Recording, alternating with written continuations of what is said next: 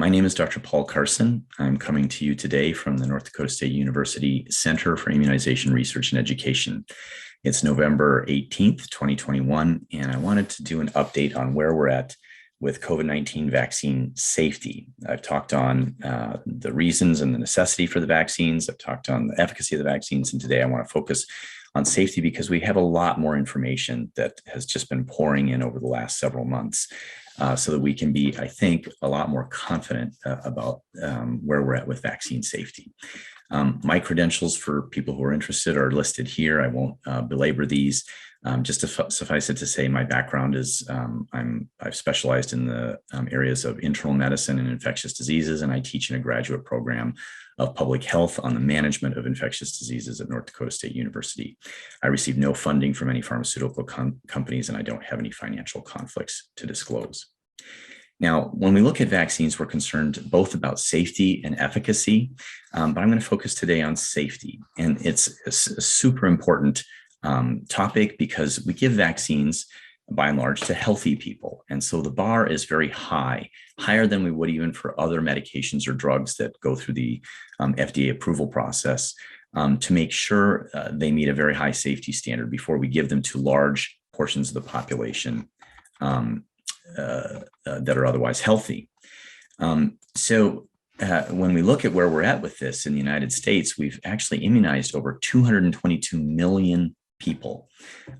Just a huge amount of data now that we have, really the largest that I know of compared to any prior vaccine. And if you look at this worldwide, 7.6 billion people have been immunized with one of the COVID-19 vaccines. So it's not just the United States that's doing all kinds of monitoring for the safety of these vaccines. Numerous other countries are doing this, several countries throughout the European Union, Israel, some of the countries in South America, Qatar, for example, in Arabia.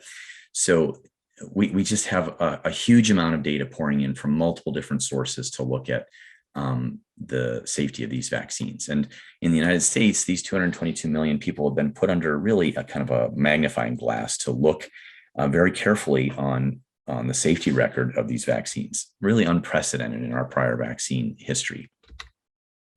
Now, when you look in the United States, we have a number of different systems in place to look at vaccine safety. These include systems that are pre-licensure and post-licensure safety monitoring. So most people, I think, maybe have some familiarity with the FDA approval process. This is a very rigorous process that any company developing a biologic agent for immunization has to go through. And it starts with test tube studies that have to be done to show how these work and can the agent be purified and produced in a reliable way. Then it goes into animal studies to make sure that it looks safe in animals. And if that looks okay, it may start in human studies, phase 1, 2, and 3. Phase 1 typically being dozens of patients, 2 being hundreds of patients, and 3 typically being thousands to tens of thousands of patients being studied in clinical trials formally. These trials typically, it depends on the vaccine and depends on the disease, but typically last somewhere between 6 to 12 months. But then there's ongoing monitoring even after they may be approved because we want to know even about rarer side effects. So trials that are studying tens of thousands of patients may not pick up problems that are really rare, like 1 out of 100,000 or 1 out of 1,000,000. So we go on and do post-licensure safety monitoring for those very, very rare events. And we have a number of different systems to do this. Now, one I'm going to talk a little bit more about is this vaccine adverse event reporting system. One, because it's an important system for us to detect sort of as an early warning, potential signals of problems from the vaccine, but also because it tends to be the most misunderstood and misused data source for people that have safety concerns. So let's dive a little bit more into the vaccine adverse event reporting system. The vaccine adverse events reporting system is a CDC system that's called a passive surveillance system. That means they passively accept pretty much anyone who wants to file a report of something they think that might have been bad following a vaccine. So doctors and nurses and pharmacists are obliged to report to this, particularly for serious adverse events, death or hospitalization. But anyone can file a report. And many people outside of the healthcare profession do file reports into this system. This system is not meant to be able to give us rates of problems, because it's not a systematic way of collecting information. It's meant to be really an early warning system. So is there something unusual that's being picked up from people passively reporting into this system? Is there something sort of striking? Or are there any patterns? And those, if they start to appear, because the CDC, calls this database on a regular basis, looking for any patterns or signals, and if something pops up, then it gets moved to other arenas for scientific inquiry or study to see if this is really true, if there's really a causal problem there. Now, this system is actually open to the public. This is the website called the CDC Wonder database searching, or the VAERS database search engine. And so anyone and everyone can go in there and search for problems with the vaccine. Now, one of the problems that we find when we see, for example, people reporting on their own social media about these vaccines is they sometimes don't read in detail the instructions on how to do searches here.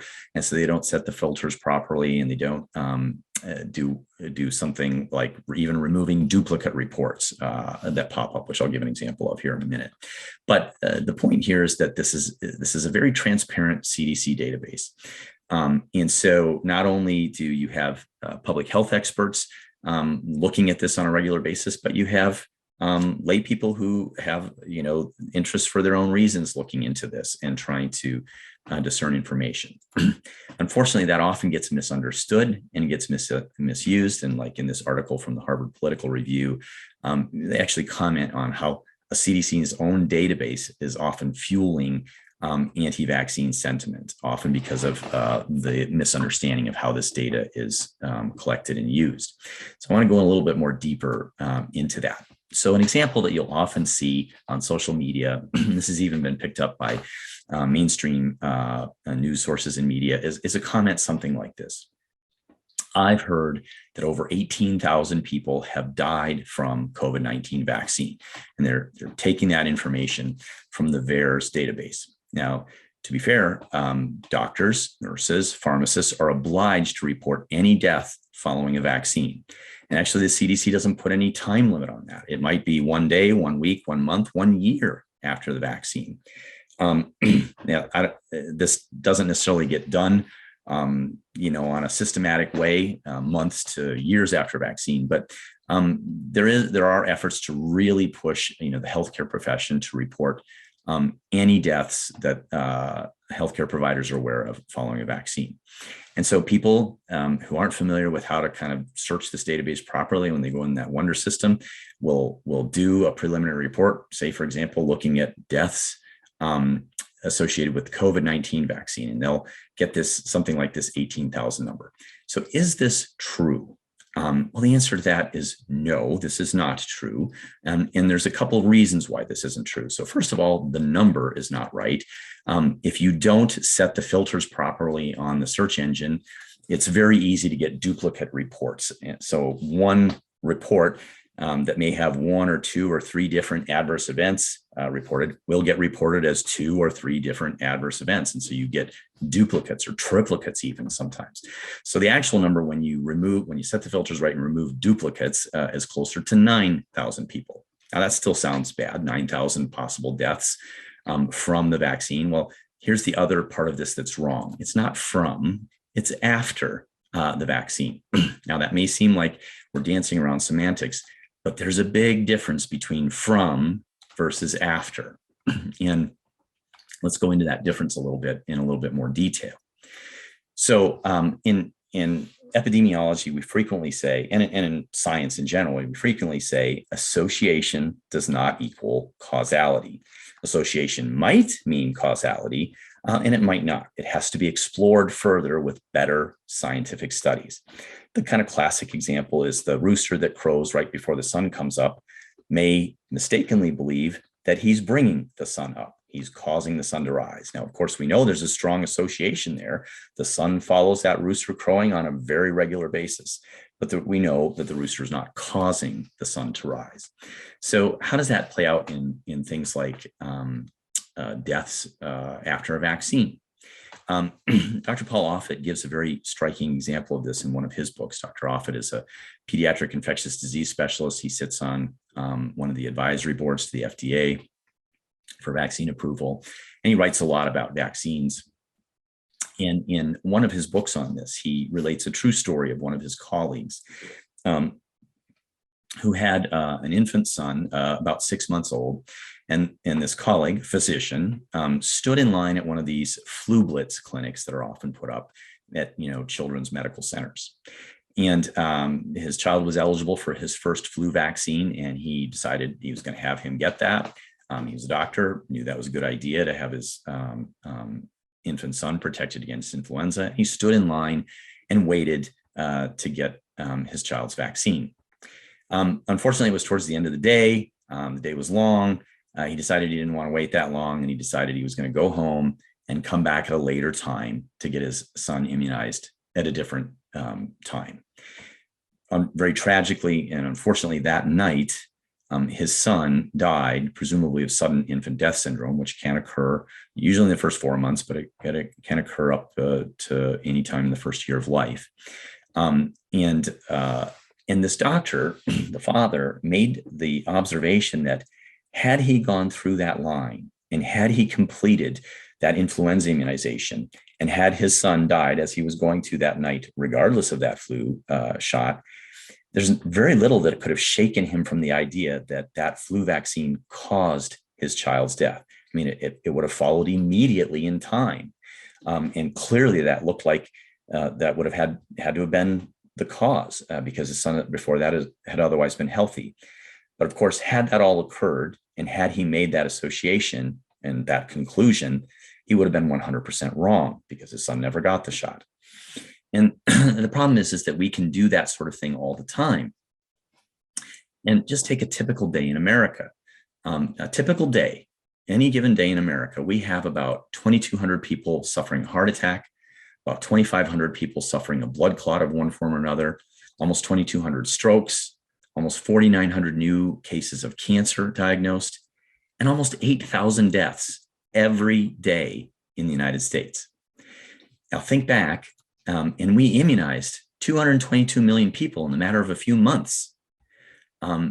So if you take over 60% of our population and immunize them in a relatively short period of time in huge numbers, those same people that would have had their heart attacks, blood clots, strokes, cancer diagnoses, and deaths every day would still be having those same things, whether or not they got that vaccine.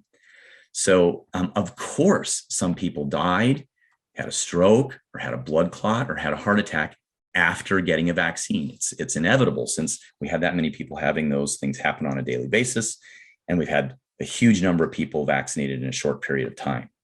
So when I have someone say to me, I believe the vaccine caused my brother-in-law's death or my aunt's stroke or, some other person they know having a blood clot because it happened a day or a week or a month after the vaccine, you have to kind of shrug your shoulders and go, well, that's possible, but it's also quite possible this was going to be one of those things that happened anyway. So we look in that VAERS database for patterns, repeating patterns. These get investigated further. And if there does look to be a pattern of some kind, any early signal, then we move it on to better studies. Another way to kind of highlight this is if you interrogate that VAERS database of those little over 9,000 deaths, here's some other things you'll find. 22 suicides. These are COVID-19 deaths that reported that when you look further on their report, 22 suicides, 5 motor vehicle accidents, 3 drownings, 2 overdoses, 1 gunshot wound, 1 accidental fall. I mean, those are things that are clearly not from the vaccine. For whatever reason, the person felt compelled to report that death because it followed after a vaccine, but there's this obvious other reason for the vaccine. Here's another thing to take a look at. 601 people in of those reports had also listed a diagnosis of cancer. How many of them may have died of their cancer? We don't know unless you look into it more deeply. And then when you look at the age of the subjects that were reported as dying after COVID-19 vaccination, 12% were over the age of 90. You bump that up to 36% over the age of 80, 60% over the age of 70, a full 77% over the age of 60. I mean, of course, these are age groups that are susceptible to dying from all those things that we just talked about a second ago that kill people, 8,000 people on a daily basis in the United States. Another 9% didn't report the age. So you're getting up to a lot of the people in those reports that are susceptible to dying of those other things that plague us on a regular basis. So the only way to really sort this out, to pick out a signal, if you will, that might be from the vaccine, not just after the vaccine, is you have to look at a vaccinated group compared to an unvaccinated group, a control group. This is a fundamental principle of the scientific method. And if we're going to start attributing causality to things, this is what we need to do. The VAERS database cannot attribute causality. So when you hear people talking about the reports from VAERS and the vaccine causing this or that, you simply can't do that. All you can do is say, this is suspicious. We need to look into it further. And that's what we then do. And we have a number of systems to do that. So let's take a look at, now we're getting some of that data where signals and concerns popped up. Like, we should look into this. Is this a problem from the vaccine? This was a very large study that came out of Israel with one of these types of research. They looked at over 2 million people after they started rolling out their vaccine, and they matched them up with a big unvaccinated group. And they looked at 25 different bad things: blood clots, heart attacks, strokes, heart arrhythmias, kidney damage, Bell's palsy, heart arrhythmias, et cetera, all kinds of different problems that were suspected, like, could this be a problem from the vaccine? So they compared almost 900,000 vaccinated people with almost 900,000 unvaccinated people. But they said, let's go a step further here. Let's look at that same list of 25 bad things and look at people in Israel who had COVID infection and compare them to a similar matched group of people who didn't have COVID infection. And let's find out what the differences are. So what did they find? Well, they did find some things that seemed to be higher in the vaccinated group compared to the unvaccinated group. They found that vaccinated people had a higher frequency of swollen lymph nodes after the vaccine. That's been reported. You can get a sore arm, you can get some fever, you can get some chills, you can get some headache, you can get some muscle aches, some fatigue, and you can get swollen lymph nodes typically under the arm where you were immunized. Not too surprising. They found inflammation of the heart, or myocarditis. That was higher, about 3 times higher than the unvaccinated group. And we're going to talk a lot more about this here in a second. And they actually found a slightly higher risk of shingles after the vaccine, which that had not been reported before, but it's possible that that the vaccine might make people a little more prone to shingles. But here's the other part that is extremely important. Here's what they found from the people who got COVID infection compared to the people that didn't get COVID infection. For that same list of 25 bad things: way more acute kidney injury, way more heart arrhythmias, way more heart attacks, more blood clots in the deep veins, more blood clots in the lungs. They also found a higher rate of inflammation in the heart. In fact, it was a fair amount higher than the increased risk seen with the vaccines. And they also found pericarditis, inflammation around the heart. So myocarditis and pericarditis. When you looked at the rates of these problems in the infected compared to the uninfected, they eclipsed the rates of the problems that were seen in the vaccinated versus the unvaccinated. This is big data now that we have, large numbers giving us very robust approaches to what's causing what. Now I would note here, this inflammation of the heart was seen for both. Again, I'm going to get more into that more deeply here in a second. We did the same type of study here in the United States through what's called our vaccine safety data link system. This is a really important monitoring system we have in the US, really powerful, very robust. So when we get any of these early warnings or early signals, we can go into this vaccine safety data link system, which is 9 participating integrated healthcare systems like the Kaiser Permanente system throughout the West, Marshfield Clinic in Wisconsin, Health Partners in Minnesota, Harvard Pilgrim in Massachusetts, and CDC affiliated clinics in Emory. And they all have very robust electronic medical records. And so we can say, let's go in and look at these 12 million people that are monitored through electronic medical records in these 9 different systems and look for these problems: deaths, myocarditis, heart attacks, arrhythmias, Bell's palsy, et cetera, et cetera, et cetera, and compare them to a control group. So this gets us way, way more better at the idea of causality. Now, what did they find? We now have that published. This was published in the Journal of the American Medical Association back in September. They looked at 6 million people, over 11 million doses of the vaccine. They found no serious health effects listed or linked to the messenger RNA COVID vaccines, the Pfizer and the Moderna vaccines, except anaphylaxis. That's a severe allergic reaction in about 5 per million doses given. And that same myocarditis, that heart inflammation, about 4 per million. These were very rare events. And as I'll get to in a minute, the benefits of vaccinating people look to vastly outweigh the risks when compared to the risks from the virus. As I try and say on these things, vaccination and the risk-benefit analysis with this is a math problem. It's not a gut problem. It's not an emotion problem. It's not how I feel about it. It's not a political problem. It really should be about the math and weighing the scales on each side of the math. And as I also say on this, the way the current COVID-19 Delta variant is circulating, it's extremely contagious. It really bumped up its contagiousness closer to that that we see with things like chickenpox.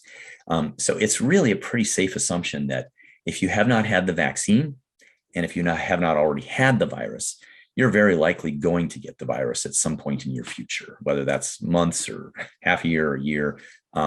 This is probably waiting in all of our futures if we have not already gotten some degree of immunity from prior infection or prior vaccination. So you're making a choice of the vaccine versus the virus one way or another, and you need to do the right math on this.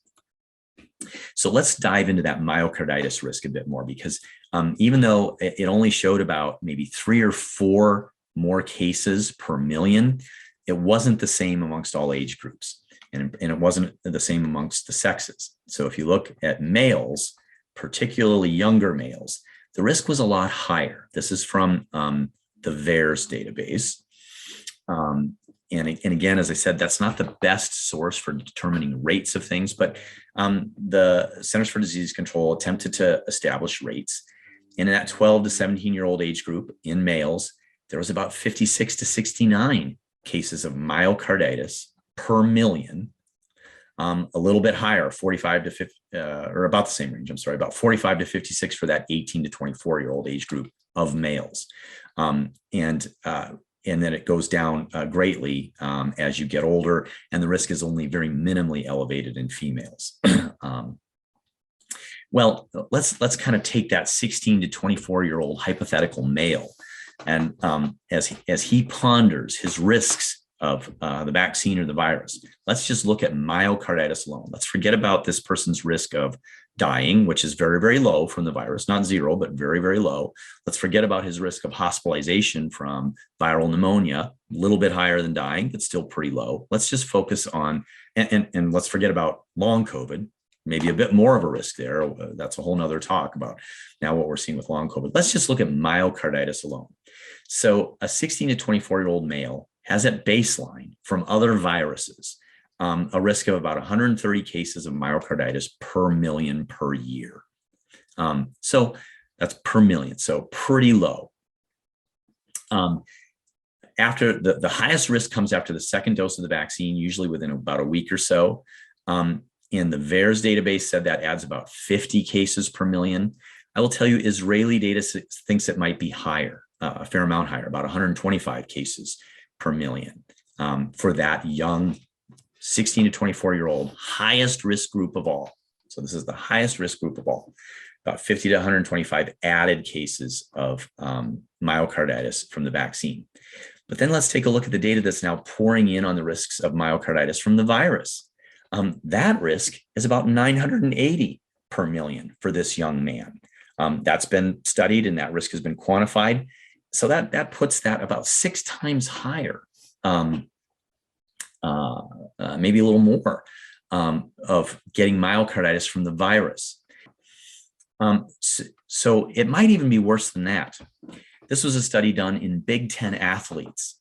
So these are healthy college athletes in the Big Ten, and they looked with kind of a fancy heart scan, an MRI scan, after these athletes recovered from SARS-CoV-2 infection. So these were healthy young college athletes, not hospitalized, not really sick, mild to moderate outpatient COVID. And then after recovered, they scanned their heart. And what did they find? In almost 1,600 athletes, they found that 2.3% of those athletes had evidence of myocarditis from the virus. How do we put all this together with that young man, again, trying to weigh his risks? So the worst case scenario for the vaccine risks and the best case scenario for the virus risks is something like this. The Israel data would suggest that his risk of getting myocarditis after the vaccine might be as high as 1 out of 8,000. That's nothing to sneeze at. That's definitely something we want to pay attention to. The risk from the virus, per that other report I mentioned, is 1 out of 1,000. So there's an 8-fold higher risk of getting myocarditis from the virus. And again, as I said, I think you'll take your choice of either getting the virus or getting the vaccine at some point in your life, given the contagiousness of this virus. Under the best case scenario for the vaccine, if we use the VAERS database, that's only 1 out of 20,000 risk of myocarditis. And if we use the Big Ten data I just mentioned, 2.3%, that's 1 out of 43 risk of myocarditis from the virus. A huge difference, way worse for the virus than the vaccine. Either way you slice it, no matter how you look at it, the risks from the virus far outweigh, even on that one problem alone, myocarditis, the risks from the virus far outweigh the risks from the vaccine. Now, another thing that we commonly hear is that, I need to see the long-term results before I'll take any vaccine. I need to see the long-term results of the safety record, safety studies. I think that's an understandable and not unreasonable question or concern. But I do think we need to not put a bar that's falsely higher for COVID-19 vaccines than we do for other vaccines. Other vaccines have been studied typically 6 to 12 months. And we're now at that point for nearly all of the COVID-19 vaccines. And the other thing this person may not be taking into account of is that if you look at the history of all vaccines licensed in the United States, there's actually never been any serious adverse events ever found after about 6 weeks. Now, that may seem surprising to people, but it actually makes sense. When you look at the vaccines, they typically cause their serious problems, if they do cause serious problems, through one of two mechanisms, either from the components of the vaccine itself, which typically are eliminated over a matter of days to a few weeks, or from the immune response from the vaccine, which usually peaks at about 4 weeks. After that, the immune response starts to fade or diminish. So we would expect most serious adverse events to occur within those first few weeks after the vaccine. That is actually what we typically find.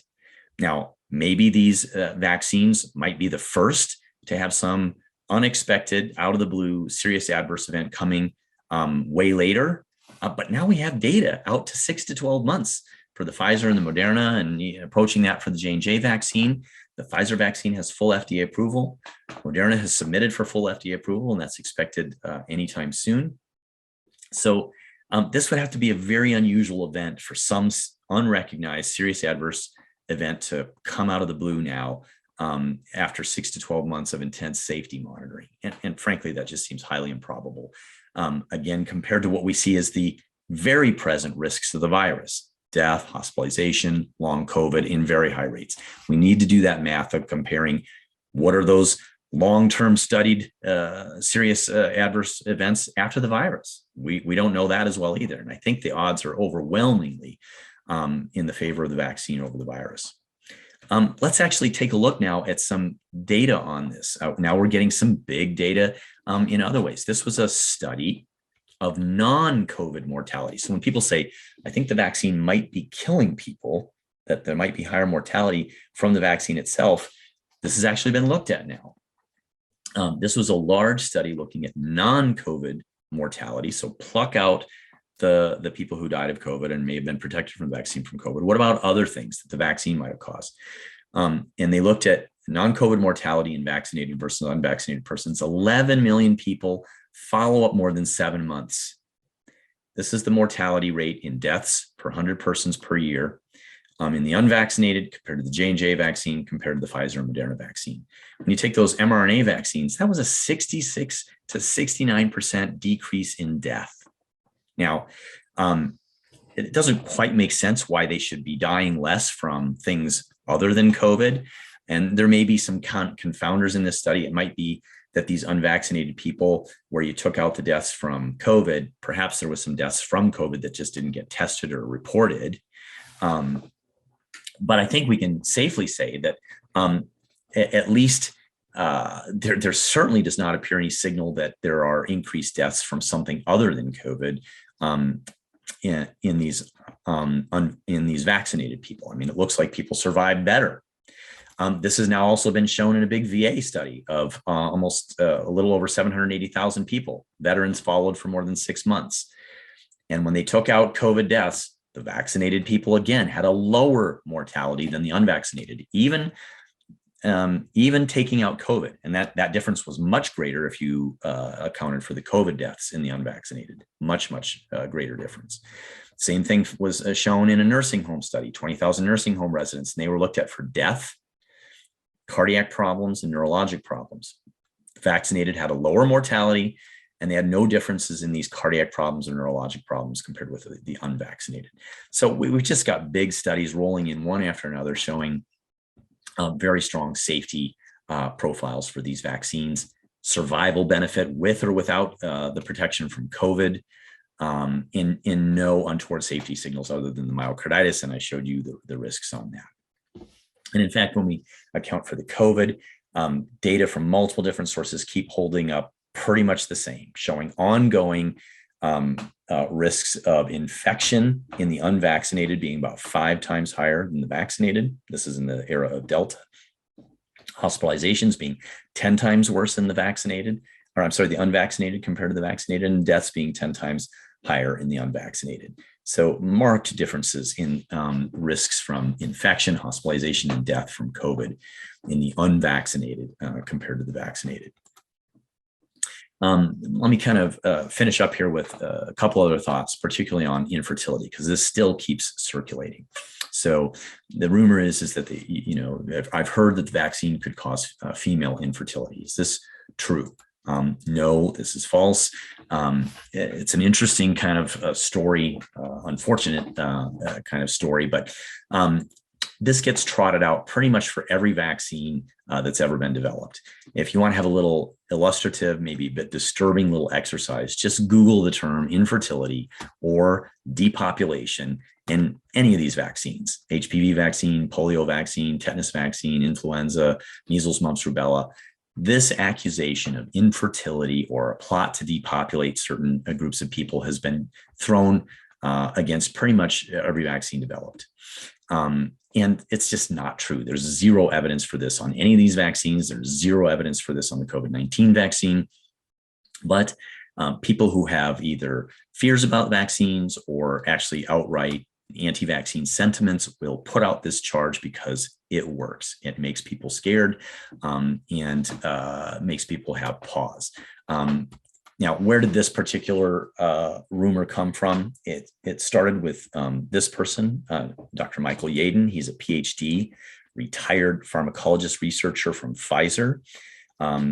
He worked in the division of allergy and asthma treatments And his division was let go by Pfizer in 2011. By all accounts, he was a good scientist. He wasn't fired for any problems there. It was just they decided not to keep that research division going. And he took an early retirement in 2011.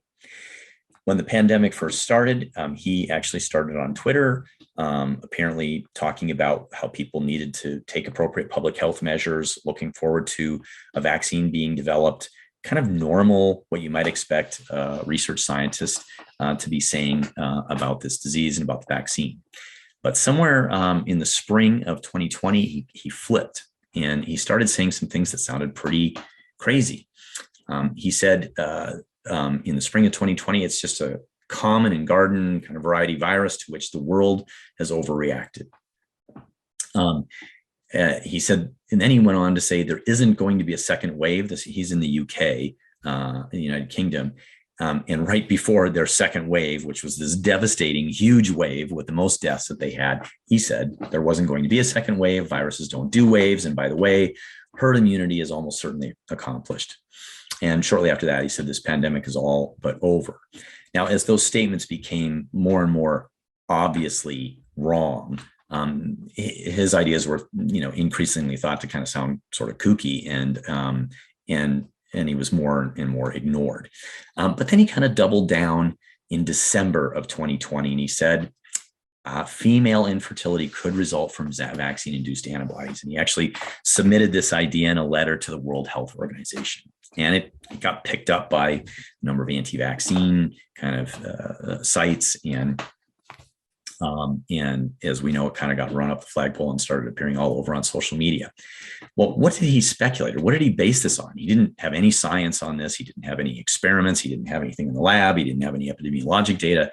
He just conjectured that the spike protein that's made by the vaccine, also on the virus, by the way, but he speculated that the spike protein might be similar enough to a placenta protein called syncytin-1 that if you make antibodies to this, those antibodies might attack this. Now, anybody who looks at this even just a little bit would kind of say, certainly from the immunology perspective, that this is actually just preposterous. This is the sequence of the spike protein and syncytin-1. The things in red on the bottom here are how much similarity there are in the amino acids. This is like nothing. This is minimal. This is what you'd see in almost any two different proteins. And more importantly, this is the 3D structure of the spike protein and the 3D structure of syncytin-1. You don't need to be a biochemist to see that those things really don't look anything alike. And just for those that aren't really kind of familiar with this sort of thing, the way antibodies work is they recognize these proteins in some way, and they're like a key fitting into a lock. It's a very specific interaction. They have to find a little niche in that protein to insert themselves, and it's very, very specific. So these things would have to be very, very similar for that key that fits into this to be the same key fitting into this. And it isn't plausible, it isn't probable, and in fact, it doesn't appear to be happening at all. How do we know this? We have even more data on this now. This is two different pregnancy registries that are being looked at to follow women who've received the vaccine. The VSafe registry has now received data on almost 174,000 women who were pregnant and vaccinated and not popping up with any signals of concern. They actually ask a little over 5,000 of them to participate in a much deeper dive and looking at their pregnancy history. This is a more formal, in-depth registry of over now 5,500 women, and nothing is coming up as any increased risk. The converse is true, that the COVID virus itself has been shown in multiple studies now to put pregnant women at marked increased risk of worse outcomes with their pregnancy, premature birth, and worse outcomes for their newborn baby. And then we have this study that was just reported at a national meeting. This was a study looking at women who have infertility problems and are trying to get pregnant through in vitro fertilization and then frozen embryo transfer. So these are women that are struggling, are precarious in their fertility issues. You would think be the most concerned of all about their chances at conceiving. And they looked at this study in vaccinated women undergoing in vitro fertilization and frozen embryo transfer and compared them to unvaccinated women undergoing those same procedures. And there were no differences in achieving pregnancy, subsequent pregnancy loss, or what's called clinical pregnancy loss, which I think is defined by, verified by ultrasound. There's no differences in this, at most risk group. So there's just nothing coming out to support this whatsoever. So I hope by going through some of these new data on safety and what we've learned now over time will help you in becoming a bit more confident about the safety of these vaccines, and give you that confidence that if you're still waiting and thinking about whether to be vaccinated, that will hopefully be an easier decision for you. Thanks for your time. Be well.